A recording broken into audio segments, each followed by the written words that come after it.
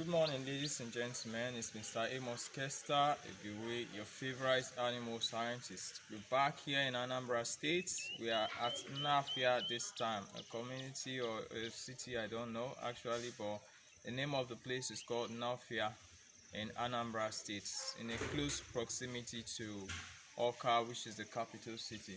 So what we're doing here is we have a grass cutter and a snail farm that we are actually developing here.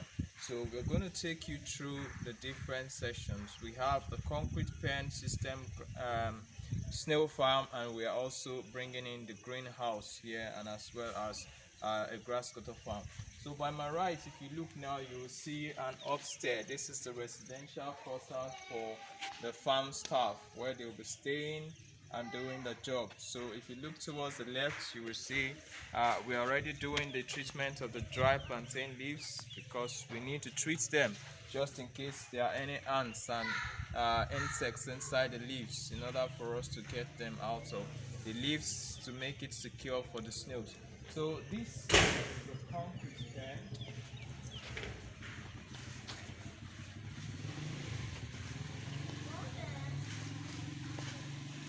Alright, so this is the concrete pen where we'll be doing all the production. The mature snails will be introduced here today, and here we'll be doing the production, egg collection, sorting, incubation, hatching. All of this is going to take place in the concrete pen. I know some persons say the concrete pen doesn't make sense because snails are vegetarians, so they are not supposed to be kept in confinement. But what the person fails to understand is even the cattle, the goats, the sheep, the ruminants that he says grazes around, they are also stall fed in ranches and barns in European countries. These animals are not allowed to move about just anyhow. So agriculture has gone beyond the stage of crude development and also peasant farming. So that's why we're actually doing this. So we're not restricting the animals from anything. We still give them their natural feel. But what we're trying to do is to get maximum production out of what is going on the farm. So here, because you can actually have access to the snails, you have complete control over the snails. So the eggs that are laid are sorted out and also incubated by you in order for you to get a higher percentage hatchability. Because if the snails are allowed to incubate their eggs in the greenhouse, you won't get as much as 60% hatchability, probably 50% hatchability. But here, because we condition the incubation to suit the hatching conditions of the eggs, so the eggs will hatch almost 90%. In some cases, we've experienced 100% hatchability. So when they hatch, the young snails are transferred into the greenhouse. So that's why there was never a time where we're against the free range system. But the question is, when you talk about free range system, how do you set up the system? Because like I said in my previous video, we've gone to so many free range systems where we've seen a lot of mess and disaster. So it depends on how you set up the free range system for it to thrive. You just don't confine animals to a particular circle and you expect them to thrive, because the way we raise animals in this part of the world is different from the way they raise animals in the western part of the world, because we have two major climatic conditions. Here we are living in the tropics, where it is very hot and extremely cold at certain times of the year, and in the temperate region you don't have these conditions, so they can raise their animals under free range, under intensive system, without any problems. But if you raise your animals on free range here without using the right materials and also the right management practice, all your animals are going to die because of the scourge of the sun. So these animals are cold-blooded animals and they can dry out easily. So before you sit down on your chair in your house and you start talking about free range system, you have to come out there, show people what you've got, what you have done on free range, so people can see exactly what you're talking about. And that way it's going to make a lot of sense, instead of just sitting down and condemning people and talking to them that they are all motivational speakers.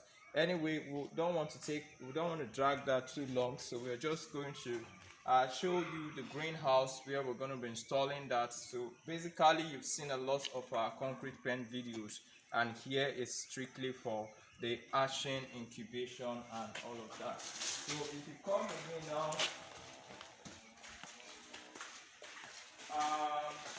okay, you can see some young men now. You are opportune to see some of my staff. These are actually my staff. They are all graduates of animal science. So if you're talking about mainly free range system, how are these guys going to start something? A free range system, the minimum you need is one plot of land to start something free range. You can't do a free range within a cubicle like this. So for the young graduates out there, how are you encouraging them if you say setting up something like this is not necessary? At least with 1, 2, 3, 4, 5 pens, someone can get started. So you don't condemn what you don't know. So until you get an insight of it before you talk about it. So young guys like this can also go into farming.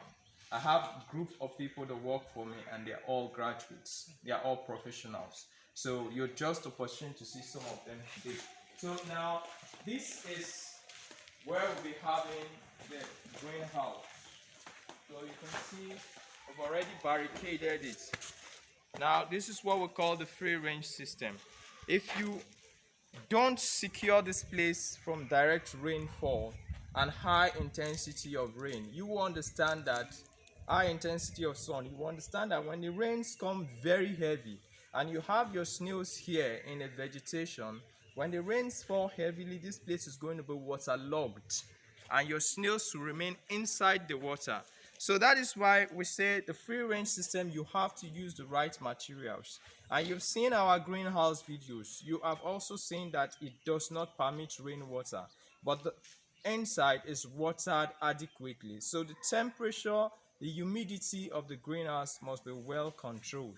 So that's what we're talking about. It's not like we're against free range farmers, but you just have to do the right thing because you are actually experimenting with people's resources. All right, so this is where we have in the greenhouse. You've seen the pen house. So quickly we'll just show you the grass cutter section. So this is the building for the grass cutter. So you can see the building is built like a prison house. Grass cutter don't need too much code.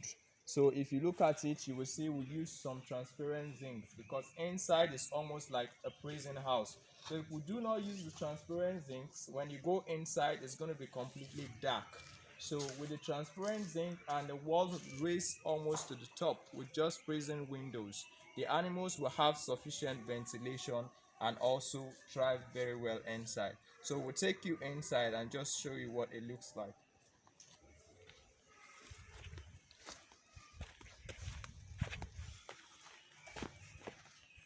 So these are the kind of windows you have in a grass cutter house. So you see the windows are very small. The purpose of having the windows is just to allow ventilation inside. You don't want a big window because once the harmattan season sets in, your animals are going to die of cold. The highest or major killer of grass cutter is pneumonia, which is caused by cold. So that's why we have these windows designed like this and strategic locations.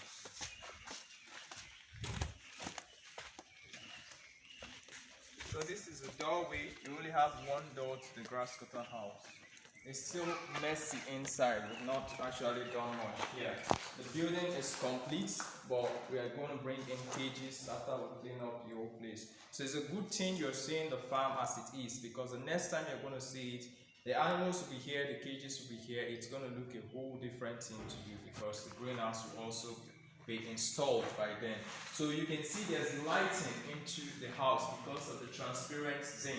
We just have 1, 2, 3 pieces of transparent zinc in order to bring in light.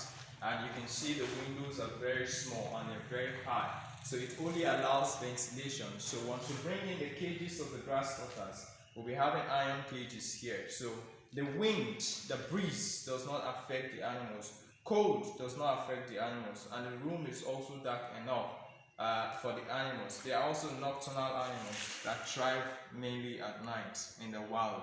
But here we try to condition the environment to suit their survival.